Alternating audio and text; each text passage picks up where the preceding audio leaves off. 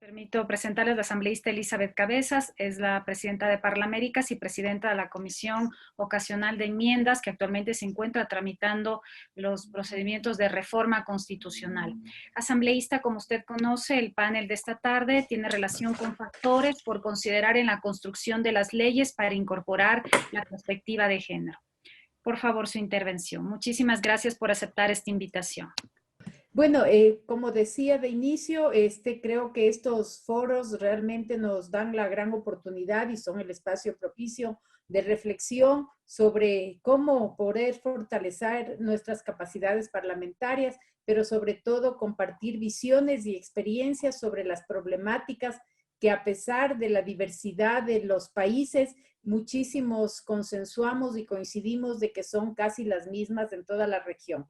Quiero iniciar con un cuadro en función a un estudio que ha sido elaborado por la Cámara de Comercio del Guayas y en la cual se refleja, esto es de cifras del 2019 justamente, y en este cuadro lo que fundamentalmente quiero demostrar es que en los distintos sectores de los distintos sectores económicos de la economía ecuatoriana, la participación de hombres y mujeres es totalmente disímil. Sin embargo, seguimos viendo que la mayor cantidad de concentración de la participación de mujeres son en actividades relacionadas a actividades de prestación de servicios. Por ejemplo, tenemos en el cuadro primero, donde dice actividades de alojamiento y servicios de cocina. Muchas son personas dedicadas a la cocina,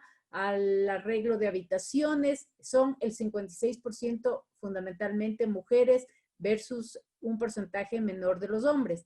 En las actividades financieras y de seguros hay una participación importante ya del 52% de las mujeres, pero, por ejemplo, en temas de educación y de enseñanza, el 67% de maestros y educadores son fundamentalmente mujeres. Servicios sociales y prestación de salud, caso de enfermeras, de auxiliares, en su mayoría son mujeres, 66% de ellos son mujeres.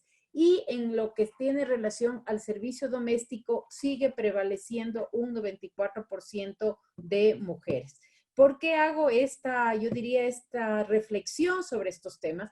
Porque todavía las mujeres están atadas al tema de servicios fundamentalmente y actividades que siempre han estado vinculadas al ámbito femenino, enseñanza, cuidado y sobre todo prestación de servicios y apoyo en los hogares. Ese punto de partida es un punto de partida importante que todavía, a pesar de que la legislación ecuatoriana y que la constitución del 2008 aprobada en el país es una constitución extremadamente inclusiva que promueve la equidad y la paridad en muchísimas actividades, a pesar de que existe una ley, todavía en la práctica los sectores económicos son excluyentes en muchos momentos y no admite una participación equitativa de hombres y de mujeres.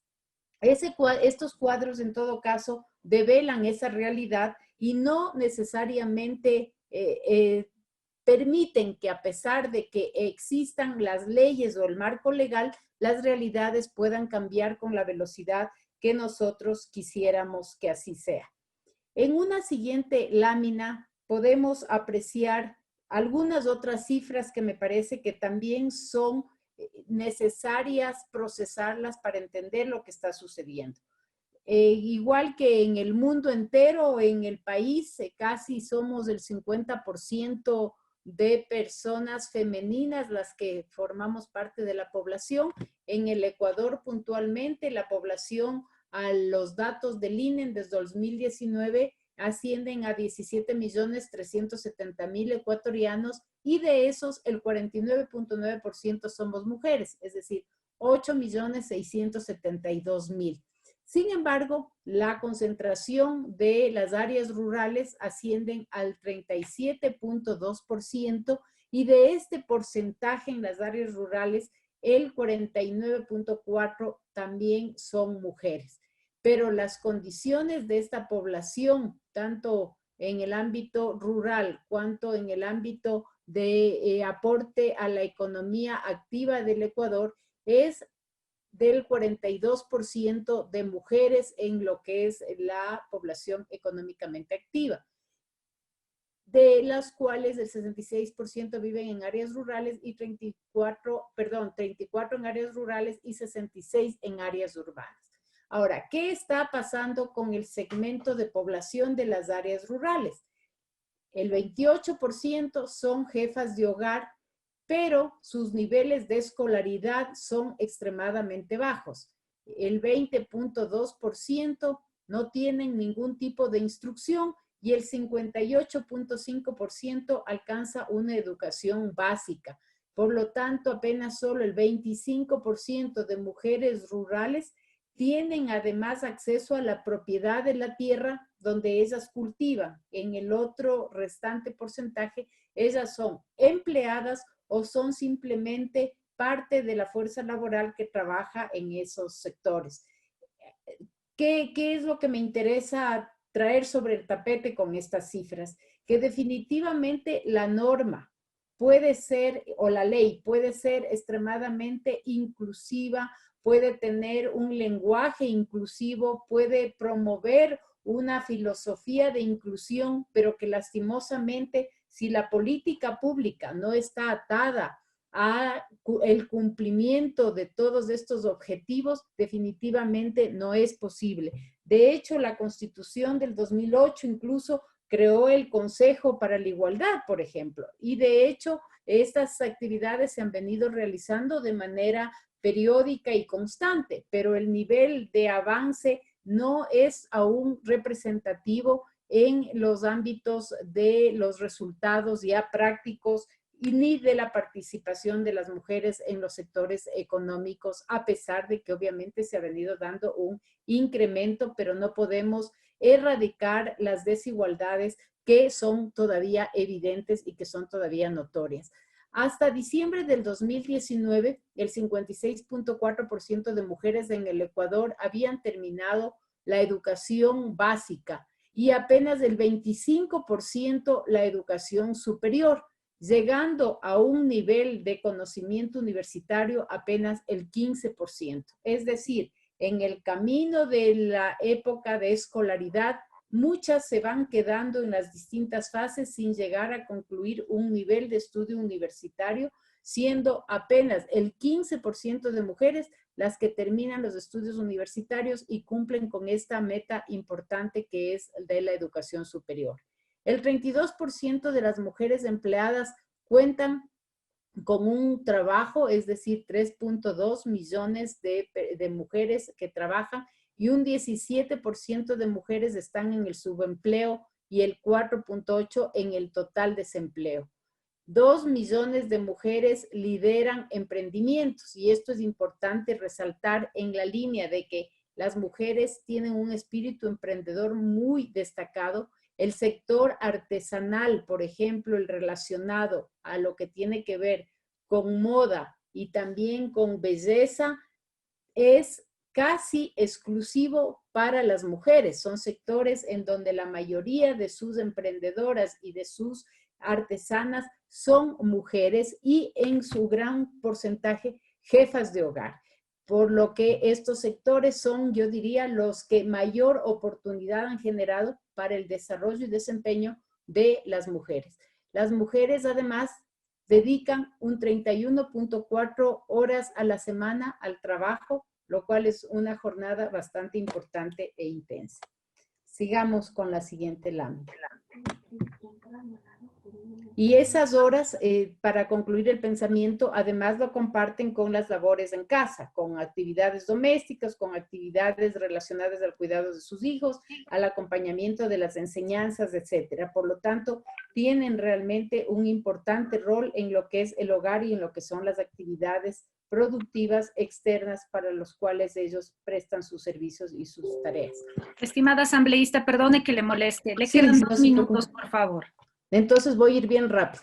La Constitución del 2008, y esto lo voy a decir muy por encima porque muchísimos conocemos el texto del 2008, ha marcado, yo diría, líneas fuertes Préstame un para segundo, los la temas de máquina. inclusión. Tenemos, por ejemplo, el tema de las acciones afirmativas que están determinadas en el artículo 11, la educación que es incluyente y que considera la equidad de género, el artículo 27, el promover la representación paritaria de las mujeres, de hombres y mujeres en cargos de dirección y decisión, artículo 65, formular y ejecutar políticas públicas para alcanzar la igualdad entre hombres y mujeres, artículo 70, medidas que garanticen a la igualdad de las mujeres en el acceso del empleo, generar condiciones que aseguren los derechos y principios reconocidos en la Constitución, priorizando siempre a los grupos que requieren ser considerados especiales y donde persisten desigualdades, exclusión y discriminación y violencia, principio de paridad entre hombres y mujeres y designación de servidores y servidoras judiciales, por ejemplo, hay un principio de equidad,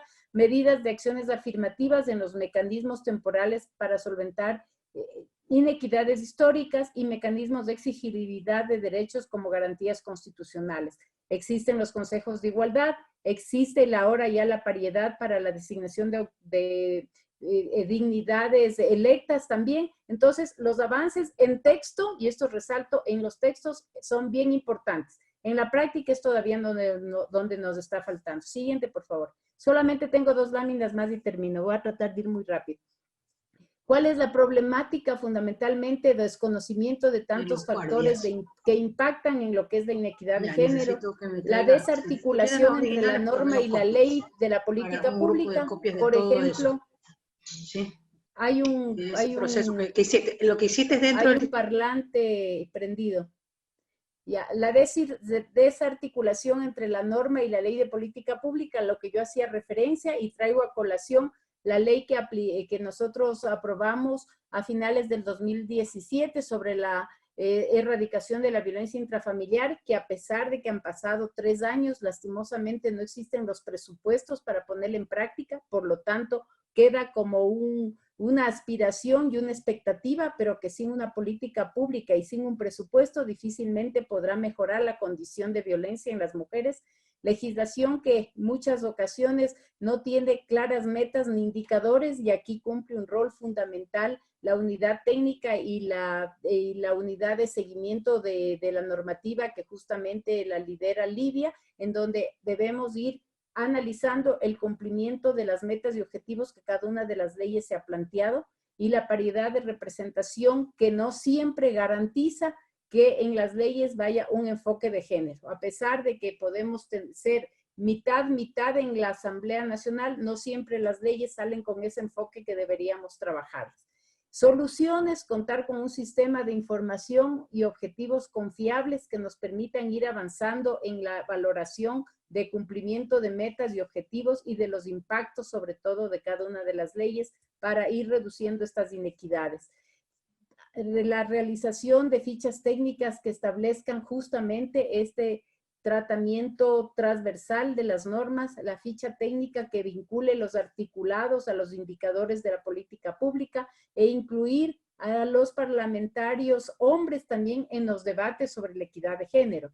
En este foro, por ejemplo, todas hemos sido mujeres hablando del mismo tema y me parece que sí es importante balancear con la visión y con el entendimiento que desde los hombres se debe tener de este tema. Este tema no es un problema de mujeres, este es un problema general de la sociedad que lo debemos tratar de manera equitativa entre todos los miembros de la sociedad. En todo caso, lo que yo quisiera dejar como reflexión final es que a pesar de que podemos tener ciertas normas, si es que no tenemos la capacidad de la aplicación en la política pública de las mismas, no lograremos los objetivos planteados. Una pequeña reflexión para cerrar, justamente dicha por Kofi Annan, y es referente a que cuando hablamos en términos de igualdad de género, debemos de estar conscientes que el concepto es más que un objetivo en sí mismo. La igualdad de género es una condición previa para enfrentar el desafío de disminuir la pobreza, promover el desarrollo sostenible y construir un excelente gobierno. Esas han sido mis reflexiones, que este corto tiempo, pues y gracias por la invitación. Muchísimas gracias, asambleísta Cabezas, por su valiosa intervención. Nos ha dado cifras sumamente interesantes vinculadas a los nivel de participación en todos los ámbitos de la sociedad por parte de las mujeres, y sus reflexiones con seguridad serán de ayuda para la unidad de técnica legislativa. Muchísimas gracias por haber aceptado la invitación.